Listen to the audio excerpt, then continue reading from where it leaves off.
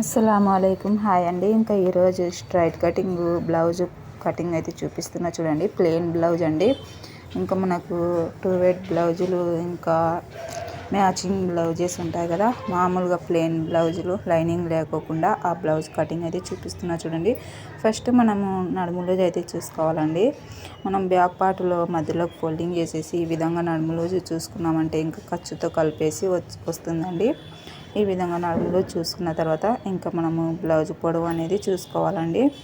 ఈ విధంగా నీట్గా క్లాత్ సరిపోయేమైనా ఫోల్డింగ్ చేసుకొని ఈ విధంగా నడుము లూజ్ అయితే చూసుకోవాలో చూడండి. తర్వాతకు వచ్చేసి మనము కింది వైపుని ఒకసారి చెక్ చేసుకోవాలండి. మనకు స్ట్రైట్గా రావాలి అంటే కుట్టు మనం పైన కింద కరెక్ట్గా పెట్టుకుంటేనే నాకు కుట్టు అనేది స్ట్రైట్గా వస్తుందండి. తర్వాత మనము బ్లౌజ్ పొడవు అనేది చూసుకోవాలండి. బ్యాక్ సైడ్ డాట్ దగ్గర నుంచి పైన షోల్డర్ దగ్గర వరకు ఇలా ఫోల్డింగ్ చేసుకుని పట్టుకోవాలండి. ఆ తర్వాత కింద వచ్చేసి మనము ఒక 1/2 ఇంచు కింద ఖర్చు కోసం వదిలిపెట్టుకోవాలండి.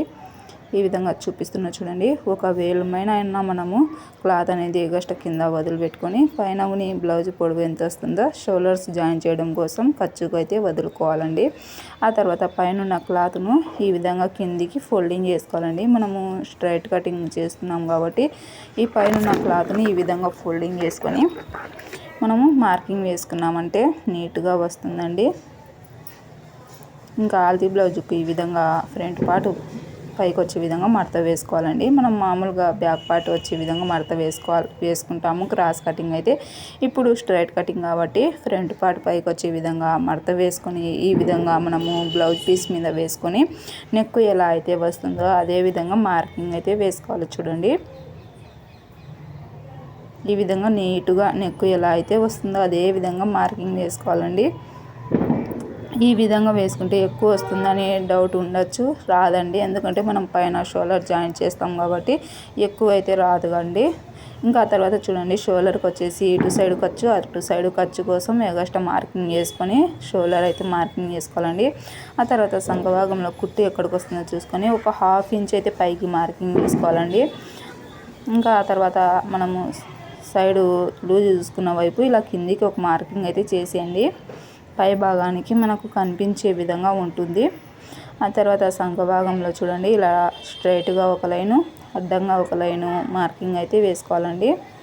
ఈ విధంగా మనం డబ్బా బాక్స్ అయితే వేసుకోవాలి చూడండి. నెక్స్ట్ వచ్చేసి మనము ఒకసారి చెక్ చేసుకుందామండి. ఈ విధంగా చెక్ చేసుకుంటే నేను 6 ఇంచులకు అయితే పెడుతున్నానండి. ఇది 6 ఇంచులకు ఒక 2 గీతలు తక్కువ వచ్చింది. ఆ 2 గీతలు తక్కువ వచ్చినా మనకు బ్లౌజ్ అనేది ఫిట్టింగ్ సరిగా ఉండదండి. మనం ఆ 2 గీతలే కదా అని అనుకోవచ్చు. ఆ 2 గీతల వల్లనే మనకు బ్లౌజ్ అనేది ఫిట్టింగు ఎంత నీట్గా ఉన్నా రాదండి. ఆ తర్వాత చూడండి, ఇంకా షేప్ కోసం అయితే ఇక్కడ షేప్ పట్టి ఫోల్డింగ్ చేసిన తర్వాత నెక్ దగ్గర వచ్చేసి ఇక్కడ ఒక 1/2 ఇంచు కిందికి మార్కింగ్ చేసుకోవాలండి. కిందికి మార్కింగ్ చేసుకున్న తర్వాత అక్కడ నుంచి మనము ఈ విధంగా చూసుకోవాలండి. అలా కరెక్ట్ ఎక్కడికి వస్తుందో ఒక 1/2 ఇంచు కిందని ఖర్చుకు ఎగస్ట్రా మార్కింగ్ వేసుకోవాలండి. తర్వాత వచ్చేసి మనం మెయిన్ డాట్ పొడవు అయితే చూసుకోవాలండి. ఈ మెయిన్ డాట్ పొడవు చూసేటప్పుడు మనం ఇక్కడ షోల్డర్ జాయిన్ చేసే దగ్గర ఒక మార్కింగ్ వేసుకొని ఈ మార్కింగ్ దగ్గర నుంచి మనము మెయిన్ డాట్ అయితే కొలుచుకోవాలి చూడండి.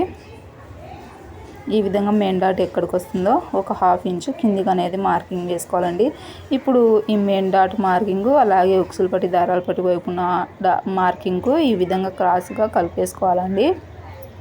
తర్వాత సైడ్ జాయింట్ వైపు మనం మార్కింగ్ అయితే చేసుకోవాలండి. ఈ కుట్టు అనేది ఒక 1/2 ఇంచు కిందికి పెట్టుకొని అలాగే మనకు షేప్ పట్టి కుట్టు ఎక్కడికి వస్తుందో చూసుకొని ఒక 1/2 ఇంచు కిందికి మార్కింగ్ అయితే చేసుకొని ఇంకా ఈ మార్కింగ్ని మనం ఈ విధంగా షేప్ వచ్చే విధంగా కలుపుకోవాలి చూడండి. చూసారు కదా, చాలా సింపుల్గా మనము బ్లౌజ్ కటింగ్ అయితే చేసుకోవచ్చండి. ఈ విధంగా మనము మార్కింగ్ వేసుకున్న విధంగా కటింగ్ అయితే చేసుకోవాలండి. ఇక్కడ మార్కింగ్ ఉందని మీరు మార్కింగ్ కటింగ్ చేసేసారు, ఇంకా మనము షోల్డర్ పైన వేసిన మార్కింగ్ కటింగ్ చేయకోకుండా ఇంకా చుట్టూ ఉన్న మార్కింగ్ అయితే కటింగ్ చేసుకోవాలండి. ఈ విధంగా కటింగ్ చేసుకున్న తర్వాత ఇప్పుడు బ్యాక్ సైడ్ మనము ఈపు చూసుకుందామండి. బ్యాక్ సైడ్ నెక్ అయితే ఒకసారి మార్కింగ్ చేసుకుందాము. ఈ విధంగా ఆల్తీ బ్లౌజ్ తీసుకొని ఆల్ది బ్లౌజ్కి మధ్యలో ఫోల్డింగ్ చేసేస్తే మనకు ఈపు భాగం ఎంత వస్తుందో తెలుస్తుందండి. ఈ విధంగా ఈపు భాగం ఎంత ఉందో చూసుకోవాలండి. మనం కింద మార్కింగ్ ఖర్చు వదులుకున్నాం కదా, ఆ మైన గ్యాప్తో కొలుచుకోవాలండి. ఇక్కడ పైన ఖర్చు కోసం ఒక 1/2 ఇంచు అనేది ఎగస్ట్రా పెట్టుకొని ఈ విధంగా మార్కింగ్ వేసుకొని ఇక్కడ వచ్చేసి 2.5 లేదా 3 ఇంచుల వరకు అయితే పెట్టుకోవచ్చండి. తర్వాతకు వచ్చేసి ఇలా స్ట్రైట్గా ఒక లైన్ మార్కింగ్ వేసుకొని ఇంకా రౌండ్ షేప్ ఇచ్చేస్తే మనకు బ్యాక్ సైడ్ని నెక్ అయితే వచ్చేస్తుందండి. ఈ విధంగా రౌండ్ షేప్ అయితే మార్కింగ్ చేస్తున్నా చూడండి. మీరు కావాలంటే స్క్వేర్ నెక్ 3 మూలల నెక్ ఇంకా మీకు ఇష్టం వచ్చిన నెక్ అయితే మార్కింగ్ చేసుకోవచ్చండి. ఇంకా నేనైతే రౌండ్ నెక్ అయితే మార్కింగ్ చేసాం కదా, ఈ రౌండ్ నెక్ని కటింగ్ అయితే చేసేసానండి. తర్వాతకు వచ్చేసి చూడండి, మనం మెయిన్ డాట్ కోసం ఇక్కడ స్టార్టింగ్ నుంచి ఒక 4 ఇంచుల దగ్గరికి ఇలా స్ట్రైట్గా మార్కింగ్ వేసుకోవాలండి. ఈ విధంగా మార్కింగ్ వేసుకుని ఆ తర్వాత అటు సైడు 1 ఇంచు ఇటు సైడ్ 1 ఇంచు వచ్చే విధంగా మార్కింగ్ వేసుకొని ఇంకా మనం మెయిన్ డాట్ వేసుకుంటే పర్ఫెక్ట్గా షేప్ అనేది వస్తుందండి. తర్వాతకు వచ్చేసి ఇక్కడ ఒక మార్కింగ్, తర్వాత వచ్చేసి మధ్యలో మనకు రౌండ్ తిరిగే దగ్గర నుంచి ఇలా క్రాస్గా రావాలండి. ఈ విధంగా మనం 3 డాట్లు వేసుకున్నామంటే షేప్ అనేది నీట్గా వచ్చేస్తుంది. వీడియో నచ్చితే లైక్ చేయండి, షేర్ చేయండి, సబ్స్క్రైబ్ చేసుకోండి, ఫాలో అవ్వండి, మీ ఫ్యామిలీ ఫ్రెండ్స్కి షేర్ చేయండి.